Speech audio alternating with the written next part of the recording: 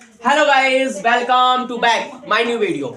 अभी हमने देखा भाई पिछले लेक्चर में सोरठा छंद हमने देख लिया है। अभी हम चालू कर रहे हैं अपना रोला छंद। रोला छंद में क्या है क्या नहीं है वो बराबर से इक्वली देखते रहेंगे, ठीक है। तो ध्यान से सुनते रहो, ध्यान से जानते रहो। देखो रोला छंद में क्या है कि इसके चारों चरण में, यानी कि इसके 4 चरण पाए जाते हैं। इसके चारों चरण में 24-24 मात्राएं मिलेंगी, यानी कि सारी चरण में 24-24 मात्राएं देखने को मिलती है, ठीक है। तो उसे रोला छंद कहते हैं। पहचानने का तरीका है, ठीक है। पहचानने की परिभाषा आएगा नहीं, लेकिन परिभाषा एक बार बता देते हैं। कोई पूछ ले कि रोला छंद किसे कहते हैं। रोला छंद एक सममात्रिक छंद है। इसके चारों चरण में 24-24 मात्राएं पाई जाती है, ठीक है। इसके 4 चरण होते हैं, ये हमने जाना, ठीक है। ये रोला छंद की बात कर रहा हूँ, रोला छंद की बात कर रहा हूँ, ठीक है। ये रोला छंद में होता है। और सोरठा छंद में क्या था? सोरठा छंद में इसका उल्टा, मतलब उल्टा नहीं मान के चलो, इसका पूरा उल्टा था, ठीक है। तो उसमें 13-13, 11-11 थे, लेकिन यहाँ पे आपको 24-24 मात्राएं देखने को मिलती हैं। देखने को हम देख सकते हैं 1 2 3 4 5 6 7 8 9 10 11 12 13 14 15 16 17 18 19 20 21 22 23 24 मात्राएं एक चरण में आपको देखने को मिला। वैसे ही सेम ही सभी में आपको 24-24 मात्राएं देखने को मिलेंगी रोला छंद में, ठीक है। रोला छंद एक सममात्रिक छंद है, इतना एकदम बेहतर तरीके से याद रखना है। हाँ गाइस, हमने रोला छंद देखा। अब हम चलते हैं अलंकार को लेकर के। अलंकार किसे कहते हैं? काव्य की शोभा बढ़ाने वाले शब्दों को हम अलंकार कहते हैं। यानी कि काव्य जब एक कवि होता है, जब उस काव्य को लिखता है, अगर उसमें अलंकार की व्यवस्थिति नहीं होती तो उसकी शोभा नहीं होती। जैसे आभूषण पहनने के लिए, जैसे जिस प्रकार मानव या फिर स्त्री के ऊपर आभूषणों का प्रकार से उसका रंग रूप का सुशोभित होता है, उसी प्रकार काव्य में अलंकार पड़ जाने से काव्य की शोभा बढ़ जाती है।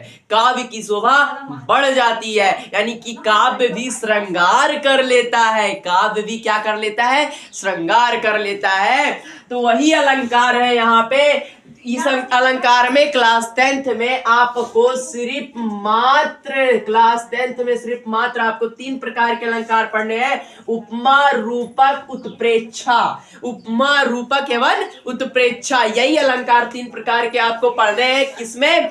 आपके 10th क्लास में, ठीक है। चलिए रैपिड रिपीजन के साथ चलते चलेंगे। देखो उपमा किसे कहते हैं? जहां दो, सबसे पहले उपमा अलंकार पकड़े हैं मेरे लाल। जहां दो भिन्न वस्तुओं अथवा व्यक्तियों में समानता का भाव व्यक्त किया जाता है, वहां उपमा अलंकार होता है। यानी कि 2 व्यक्तियों या फिर वस्तुओं में समानता का भाव, यानी कि मैं बोलूं, यहाँ पे एक उदाहरण दिया हूं, पीपर पात सरिस मंडोला।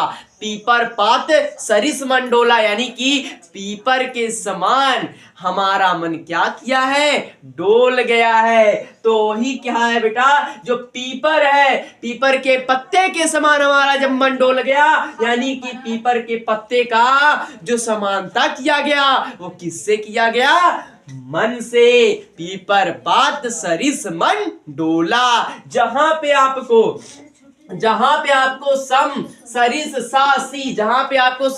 सरिस सासी, ये अगर आपको देखने को मिल जाते हैं तो याद रख लीजिएगा, वो उपमा अलंकार कहलाएगा। क्या कहलाएगा? उपमा अलंकार कहलाएगा। हमने बता दिया बेटा, हमने फिर से एक बार रिवीजन करा देते हैं। जहां 2 भिन्न वस्तुओं अथवा व्यक्तियों में समानता का भाव व्यक्त किया जाता है, वहां उपमा अलंकार होता है। उदाहरण के लिए पीपर पात सरिस मंडोला, पीपर के पत्ते के समान हमारा मन क्या किया गया है? डोल गया है।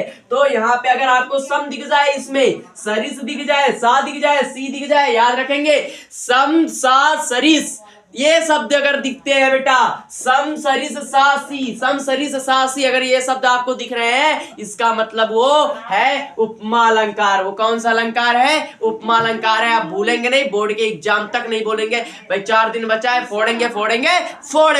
चलिए आगे बढ़ते हैं, लेके आपके लिए भाई रूपक अलंकार। हाँ गाइस, हमने तो अब उपमा समझा, अब समझते हैं रूपक अलंकार। हाँ, वही रूप की वर्णन करना, रूपक अलंकार। जिस रूप को लेकर बड़े घमंड करे फिरते हो, वही रूप की वर्णन करना रूपक अलंकार। यानी कि बेटा रूपक अलंकार जब उपमेय और उपमान में भेद होते हुए भी, उपमेय और उपमान में, उपमेय और उपमान में भेद होते हुए भी दोनों में समानता की जाए और उपमेय को उपमान के रूप में दिखाया जाए, तब रूपक अलंकार होता है। तब कौन सा अलंकार होता है? रूपक अलंकार होता है। जब उपमेय, फिर से बताते हैं, ध्यान से सुनते चलो, जब उपमेय और उपमान में भेद होते हुए भी दोनों में समानता की जाए, दोनों में समानता की जाए और उपमेय को उपमान के रूप में दिखाया जाए, तब रूपक अलंकार होता है। उदाहरण के लिए, चरण कमल बंदो हरिराई, चरण कमल बंदो हरिराई, जाके पंगु गिरी गिर लांघे, ताके अंधे को दर्शाई। यही है चरण कमल बंदो हरिराई। ठीक है, चरण कमल बंदो हरिराई, उपमेय और उपमान यहीं से निकलता है भाई, उपमेय और उपमान यहीं से निकलता है। जो उपमेय होता है, उपमेय और उपमान में भेद होते हुए, यानी कि दोनों में भेद है लेकिन दोनों में समानता की जा रही है, जबरदस्ती बैठाया जा रहा है। ठीक है, तो जबरदस्ती जब समानता किया जा रहा है तो वो रूपक अलंकार कहलाएगा, चरण कमल बंदो हरिराई। ठीक है, अब आगे बढ़ते हैं हम लोग।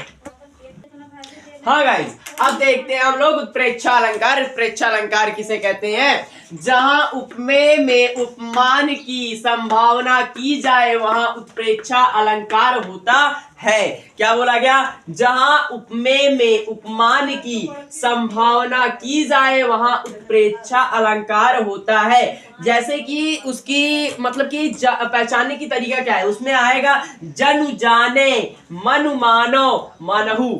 ऐसे अगर शब्द आपको दिखते हैं किसी भी सेंटेंस में, सारी सेंटेंस नहीं, किसी भी वाक्य में, ठीक है, तो आपको तुरंत पकड़ लेना है जनु जाने, मनु मानो, मनहु, जिसमें मान मतलब मनाने की, मतलब जैसे कि मान जाओ, कि मान लो कि यहाँ पे मान लो कि यहाँ पे एक डिजिटल बोर्ड है, मान लो, मानने वाली बात, वही बोला है जनु जाने, यानी कि जान लो या मान लो, मनु मानो मानहु। अगर ऐसे शब्द आपको दिखते हैं तो मेरे लाल तुरंत समझ जाना उत्प्रेक्षा अलंकार है। ठीक है, हमने अलंकार कर दिया खत्म, कर दिया फिनिश। मिलते हैं नेक्स्ट वीडियो, नेक्स्ट लेक्चर में और भी बेहतर और भी अच्छे टॉपिक को लेकर के। जिस तरह बोर्ड हमारे नजदीक आएगा उसी तरह हम एक एक क्वेश्चन अपने याद करके आपको याद कराते चलेंगे।